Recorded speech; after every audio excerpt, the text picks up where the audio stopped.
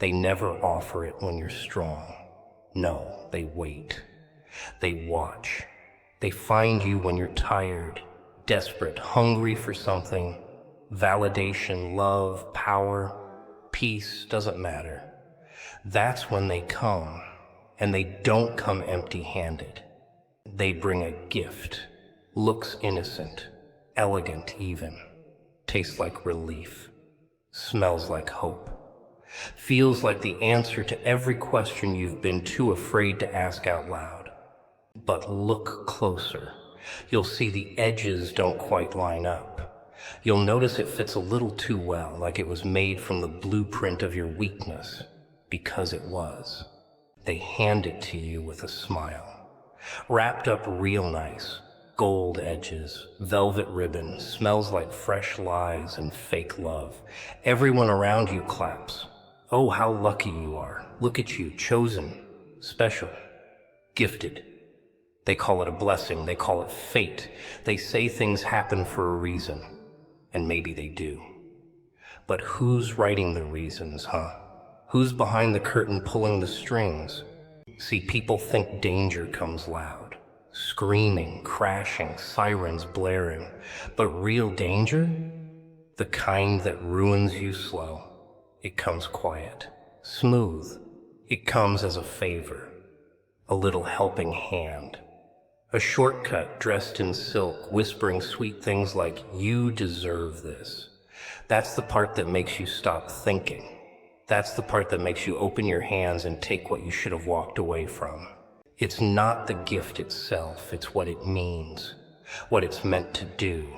It's bait, and you.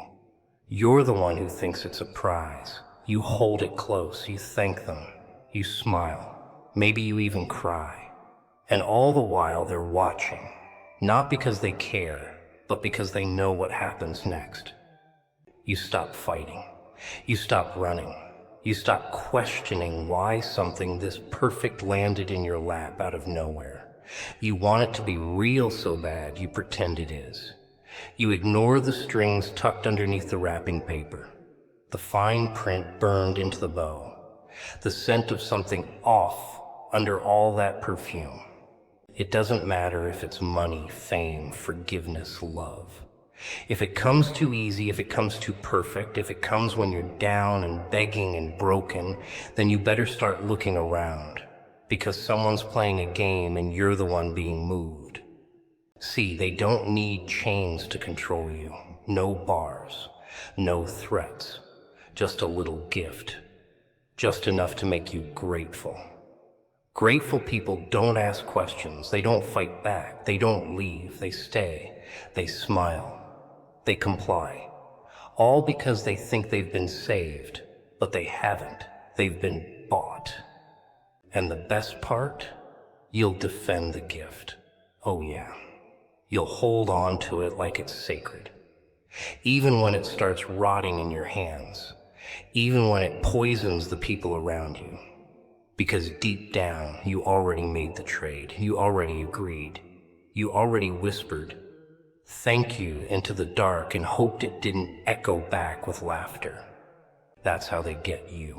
Not with force, not with fear, with kindness, with generosity, with something so beautiful, so well-timed, so painfully perfect that you need it. And once you need it, once you depend on it, it's over. They don't come for the strong parts of you. No fun in that. No leverage. No crack to slip their fingers through. No.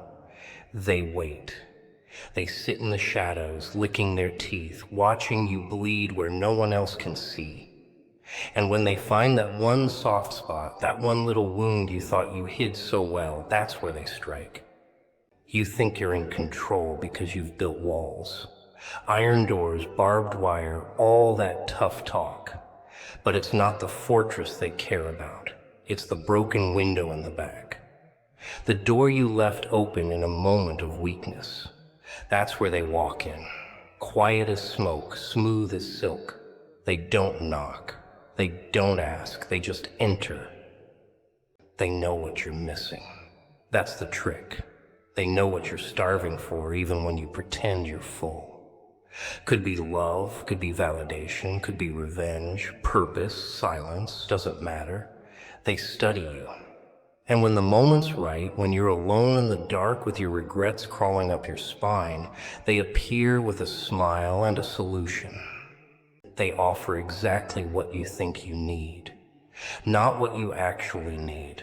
No, that'd be too honest, too simple. They offer the thing that feels right, the thing that scratches the itch without healing the wound. It's like giving sugar to someone dying of thirst, sweet, satisfying, and totally useless. But in the moment, oh, it feels like salvation. You take it. Of course you do. Because you're tired of pretending that wound doesn't hurt. You're tired of telling yourself you're fine when everything inside you is screaming. So you grab onto whatever they're offering, desperate to believe it's real, desperate to feel whole, and they smile wider because they never had to force you. You asked for it. That's the beauty of it. You'll think it was your idea, your choice. You'll call it destiny, timing, even divine. But it wasn't. It was planned, engineered, designed around your weakest link. They knew exactly what to say, how to look, what to promise. They didn't guess. They calculated.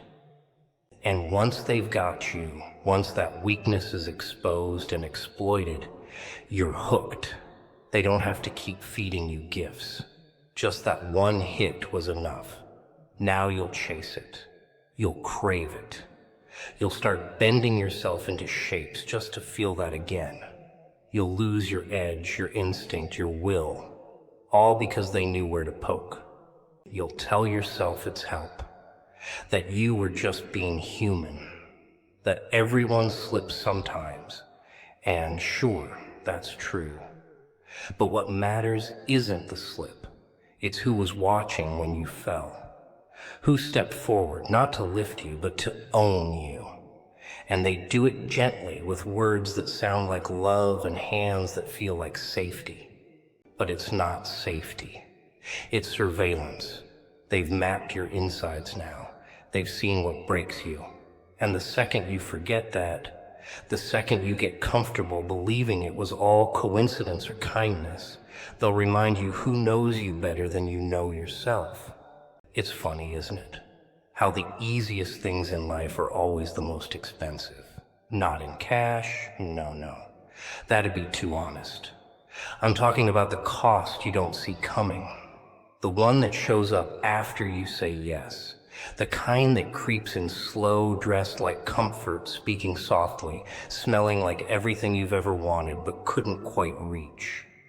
See, easy isn't always good. Easy is suspicious. Easy has a smell to it, a aroma, and yet people love it. They fall for it every time. Why work for it when I can have it now?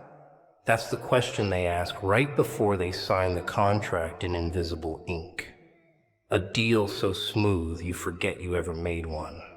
They call it an opportunity, a break, a chance.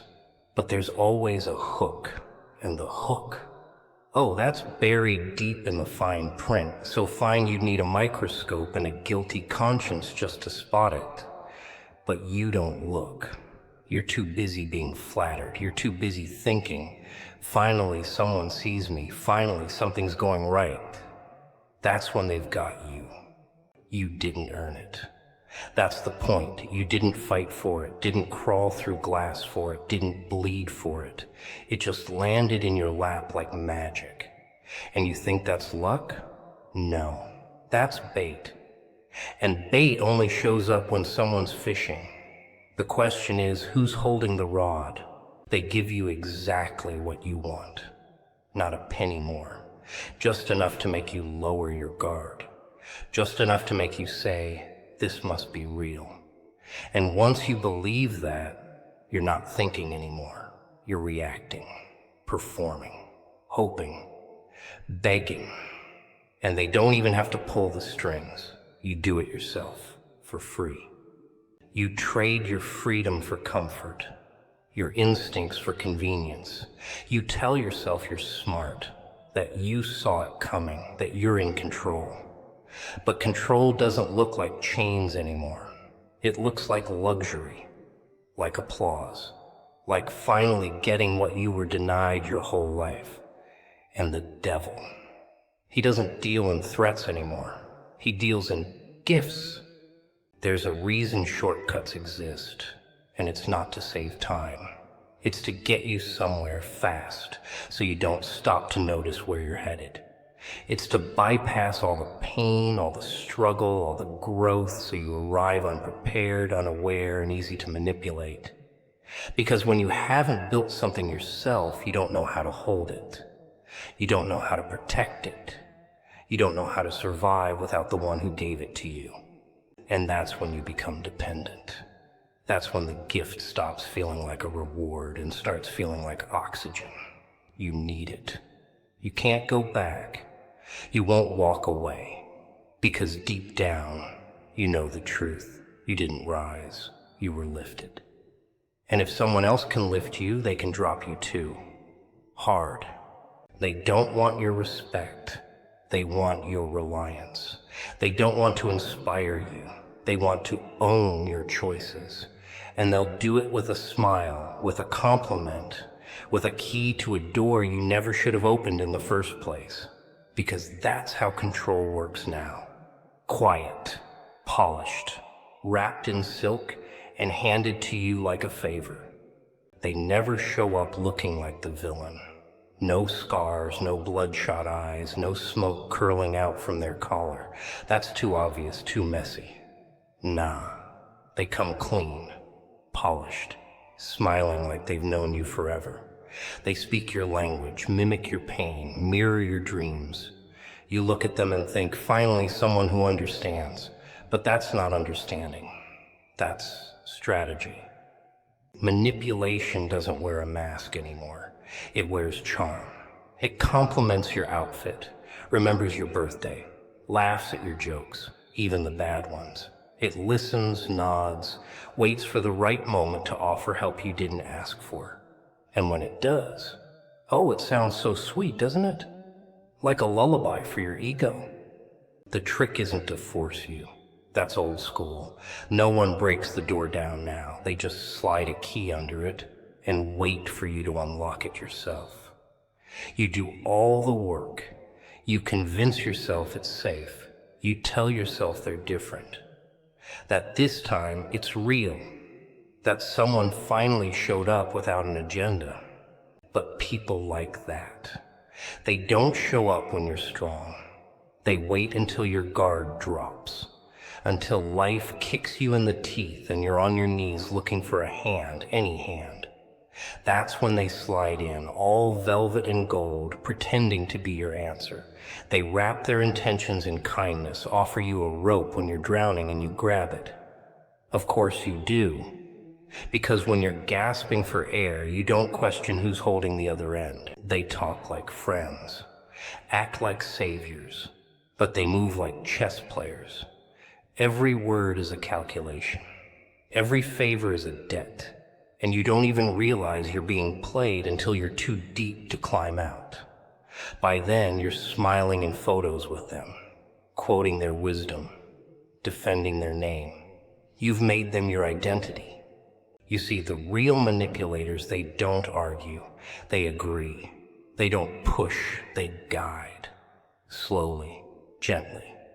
Like leading a blindfolded child toward a cliff, whispering comfort all the way. You'll never hear the edge coming. You'll never feel the fall start. You'll just wake up halfway down, wondering how you got there. And the worst part? You'll still think they were helping. They make you dependent. They make you question your instincts. They build you up just enough that you start to believe your strength comes from them. And when you believe that, they own you.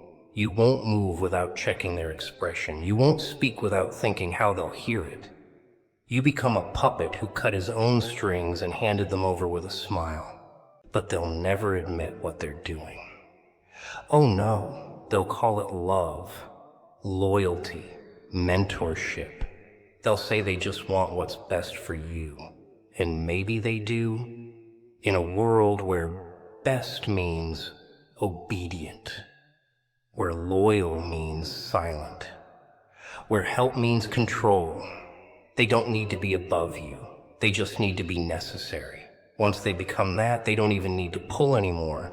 You'll walk right into their hands and thank them for catching you. Comfort's the most dangerous drug out there. Doesn't come in a bottle. Doesn't leave a smell. Doesn't make your hands shake, at least not at first. It just makes you still. Makes you quiet. Makes you forget the fire you used to have in your gut. And that's exactly the point.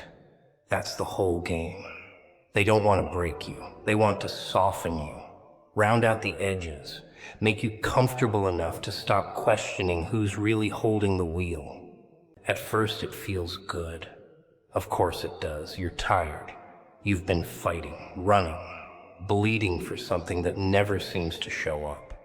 So when comfort walks in, dressed like peace, whispering, "You don't have to try so hard anymore," you listen. You want to believe it. You need to believe it. And so slowly you start to sit down. But sitting turns to waiting. Waiting turns to depending. And before you know it, you're not chasing anything anymore. You're just hoping nothing changes. That's the trap. That's what they want. Because a comfortable person isn't a threat. A comfortable person doesn't ask questions, doesn't rebel, doesn't dig. They smile. They nod. They follow. You don't even notice it happening. Not right away. Because comfort doesn't scream. It soothes. It tells you you've made it. That there's no reason to fight anymore. It pats you on the back while it slips the knife in. And the worst part? You thank it for the wound. You call it a lesson. Growth. Healing. You don't even realize it's just making you easier to control. They don't need to scare you to make you obey. Fear's too loud, too messy. But comfort makes you willing. That's the magic trick. You give up your ambition, your voice, your edge, and you don't even call it giving up. You call it peace. You call it maturity. You start to look down on the version of yourself that used to fight. You forget what it felt like to want more. And once you forget that, once the fire's out and the ashes settle, they can shape you into whatever they want. You're calm now, predictable, manageable. You're easy to keep in a box because the box is padded and warm and you help build it yourself. That's the real joke. You're not even trapped. You just don't want to leave. They'll feed you just enough to keep you satisfied. Never full, never starving. Just manageable. You'll trade your fire for a routine, your truth for approval. You'll stop challenging them, not because you're scared, but because you're grateful. Grateful for the illusion. Grateful for the leash that feels like a lifeline. And here's the kicker. You'll defend it. You'll swear it's freedom. You'll mock anyone still clawing for more. You'll call them reckless, ungrateful. You'll say things like, "They don't understand how hard it was to get here."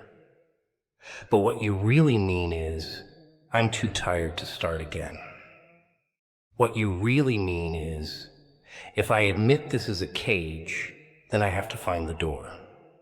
They didn't have to silence you. They just had to soothe you, make you feel safe, make you forget how to burn. And now you sit in the dark, not because you're trapped, but because someone handed you a blanket and told you it was enough. It starts off small, just a gesture, a helping hand, a little fix in a moment where everything feels like it's caving in. You're grateful. Of course you are. Who wouldn't be? Someone saw you struggling and offered something, comfort, relief, a way out. You didn't ask questions because pain makes people blind. And when you're in pain, anything that stops the bleeding looks like a cure. But what you don't see, what you're not supposed to see, is the hook under the bandage. Because that help, that lifeline, it's not free. It just doesn't send you the bill right away. No. It waits. It waits until you start needing it. Until it becomes part of your routine, your thinking, your decisions. You start leaning on it without realizing it. And just like that, it owns you. It doesn't look like control. That would be too obvious. No, it feels like support. It feels like love. Feels like someone's finally in your corner. You start hearing their voice in your head when you speak, checking their reaction before you act. You tell yourself it's out of respect. You say things like, "They've helped me so much, I owe them." But what you really mean is, "I can't breathe without their permission anymore." What once felt like a gift now feels like oxygen. And that's the shift. That's the trick. They don't take your voice by force. They wait for you to offer it. Because the moment you rely on their approval, their guidance, their presence to validate your choices, they win. They don't need to drag you into submission. You'll walk there yourself, smiling, grateful, shackled by your own comfort. You stop trusting your gut. You second-guess your instincts. You let them speak for you when your own voice trembles. Not because they forced you to, but because somewhere along the way, you convinced yourself that they know better. That without them you'd fall apart. That without them you'd go back to being the broken version of yourself they saved you from. It's not help anymore, it's dependence. It's addiction. But no one talks about that, do they? Because dependency in disguise looks an awful lot like loyalty. And loyalty? Loyalty's a noble little chain. You'll defend it, protect it, bleed for it, even when it strangles you, even when it turns you into something you swore you'd never become. And they know that. They know you'll hold on, not because you're weak, but because you're invested. Because you told the world they were your answer, and now you're too proud to admit they were the problem. So you smile through the control. You call it guidance. You call it wisdom. You call it love. But deep down, you know you're no longer moving on your own. The gift doesn't shine the way it used to. You start to notice the weight, the pressure, the quiet voice in your head that used to be yours but now sounds like theirs. You don't laugh the same. Don't think the same. Don't think the same. Don't think the same. Don't act without wondering who's watching. And yet you stay. You hold on to the very thing that's suffocating you. Because it used to feel good. Because it saved you once. Because you don't remember how to be free without it.